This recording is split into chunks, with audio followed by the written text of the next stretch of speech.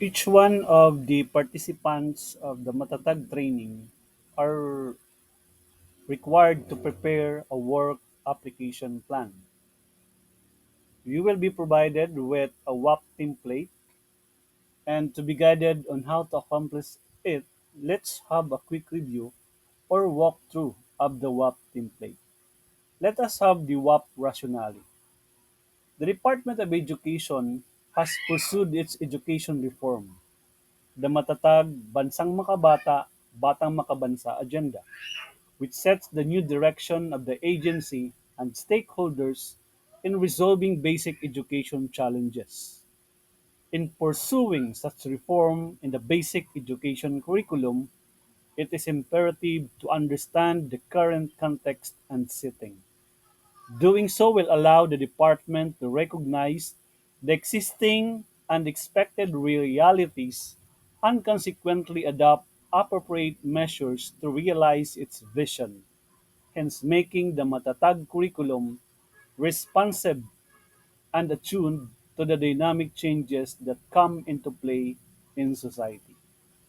The Matatag curriculum focuses on foundational skills and embedding peace competencies, building more resilient schools and classrooms, strengthening inclusive education programs, advocating for teachers' additional benefits, and providing professional development programs, among others. The aim is to create a more effective and impactful educational experience for Filipino learners. The training on the Matatag curriculum is rooted in the fundamental importance of ensuring that teachers and school leaders are fully equipped with the knowledge, understanding, and skills necessary to effectively implement the curriculum. Furthermore, school leaders ensure a seamless and effective implementation of the curriculum across school environments. By empowering school leaders with the necessary knowledge and skills, the community can foster an educational culture that embodies the principles of the Matatag curriculum and ultimately enhances the learning experiences and outcomes for learners at the kindergarten, grade 1, grade 4, and grade 7 levels. Okay, let's now proceed to the significance of the Matatag curriculum to articulate the general shape of the Matatag curriculum and to ensure its full implementation. All the participants of the training, teachers and school leaders, this time school leaders, are required to develop a work application plan or workplace application plan or in short, the WAP. Meaning, hindi po tayo matakot dito sa pagkatan lamang, because you will be required to develop or to craft a work application plan.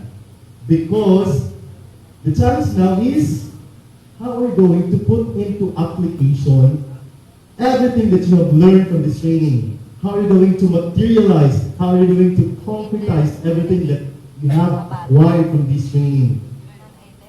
And the first thing that you should do in order to attain that goal towards materialization or concretization, of all the learnings is the crafting of the workplace application plan. All right. Now let's proceed to the work development objectives. Saan po tayo? Saan yung take-off point natin? Saan yung take-off point natin? Yung take-off point po natin is in here, the application objective. Because these objectives, just focus on the training level na po muna. Enabling objectives. Ano po ba yung enabling objectives? These are objectives that will enable learning to transpire. These are objectives that focus on the development of the KSAs, or knowledge, skills, and attitudes. How about terminal objectives? Of course, these are also essential. Terminal objectives. These are objectives that now focus on the application of the KSAs. In order for the participants of the training to come up with an output Let's now focus on the application of the KSAs in real-life settings. Alright. And of course, hindi matatapos lamang sa pag-come up sa mga output na pinag-submit sa management, hindi ito natatapos. Kailangan merong application of your learnings. That's why you need to have, or you have to have, application objectives, which is now the focus of work-based application plan, para magkaroon na ng outcome. Ano sa implementation, sa initial implementation ng matatag curriculum. Next please. Yes, this is the focus of the work-based application plan. Application objectives. What are the things that you need to target? What are the things that you ought to do during the implementation of SBTT, and pag-implement na talaga sa curriculum, sa classroom level, ano yung mga gagawin natin? Ano yung mga target nyo? So yun. Of course, leading towards the results or objectives. Mararamdaman ba natin yung results agad?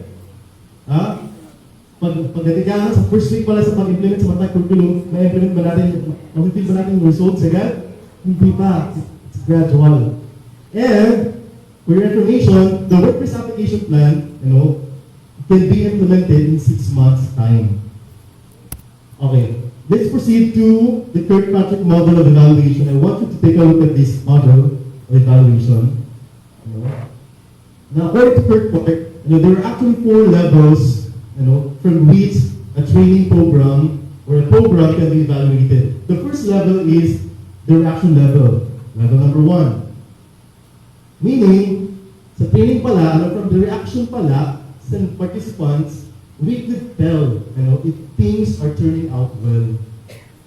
Tama po ba? If we could see, if we could observe, positive reaction from our participants, they are glued, to the speaker, or to the participants speaking in front, just the sparkle of your eyes, just your smiles that are as sweet as a honey. But that's just on the first level. Medyo mababaw pa.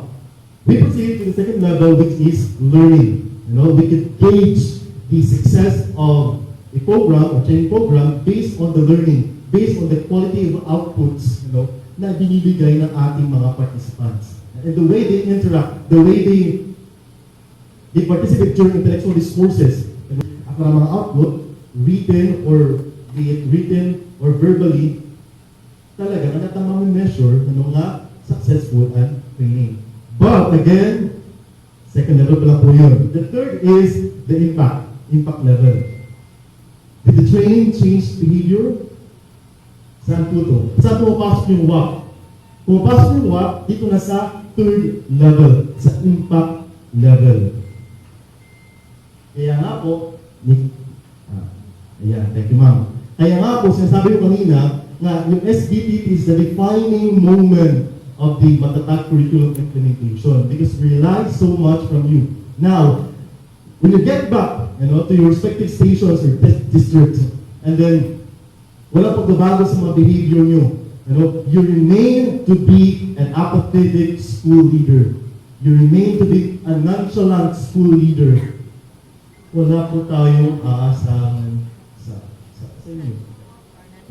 That's why, I hope, or we hope, that after attending this training, there will be a change in behavior from you. There could be a change, in the way you view things, in the way you perceive things.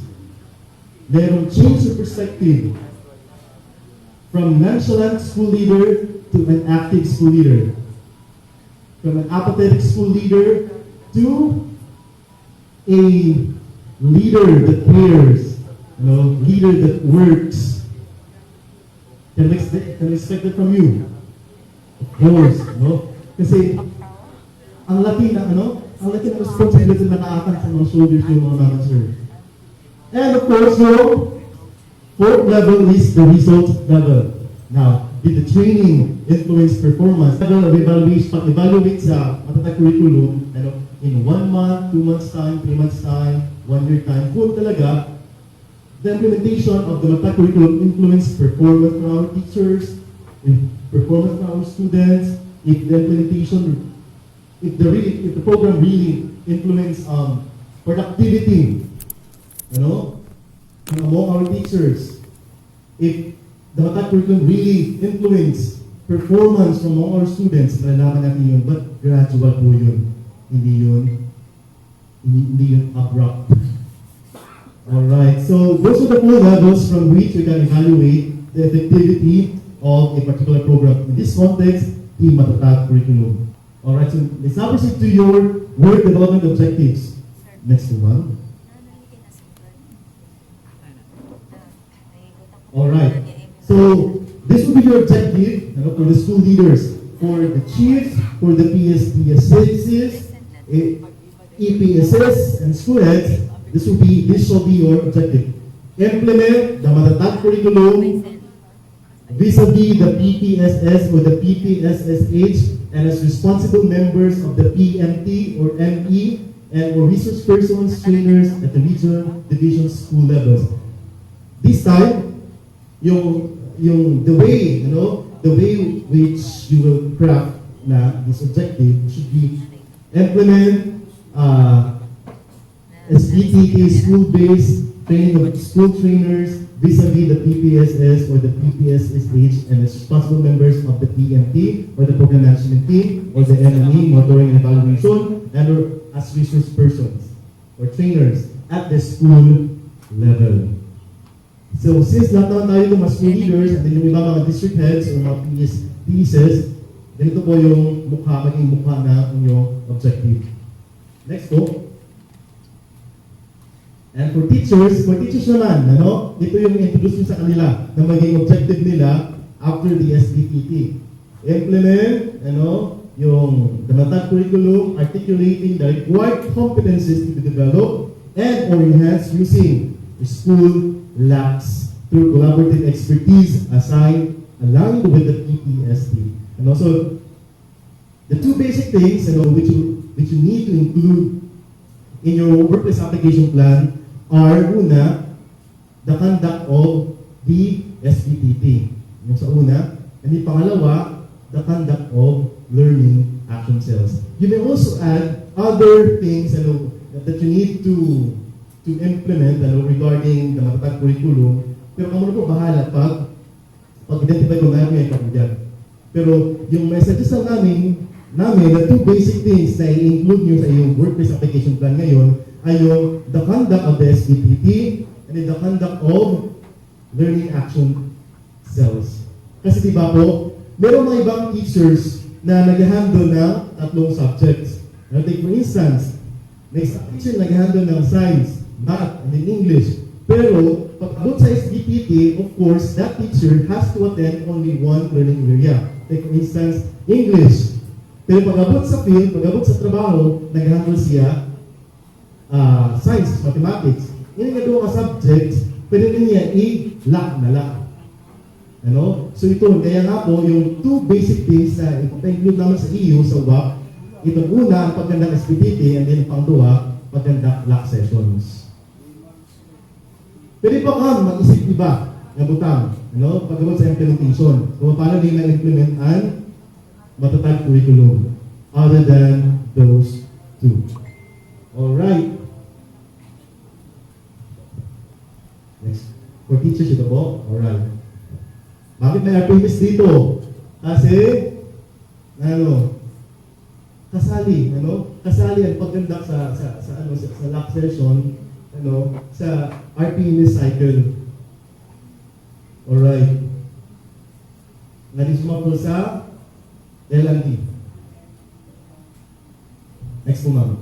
Mas pasanta na, okay. So this is how your workplace application plan looks like. Okay. I'll be flashing on the left the link to the workplace application plan para magkaroon tayo ng soft copy. That's why we required you earlier, the class managers required you earlier to bring your laptops. Alright, next. Okay, WhatsApp up. Alright. Individually accomplish the WAP template. Later on, ibigay ko yung link. This is for the regional PMT. The WAP underscoring the RTIP shall be accomplished by the regional PMT composed of chiefs and supervisors who attended the NTOT. Take note of the qualification standards of the regional PMT, more particularly the resource persons RPs. RPS must be learning area specialists.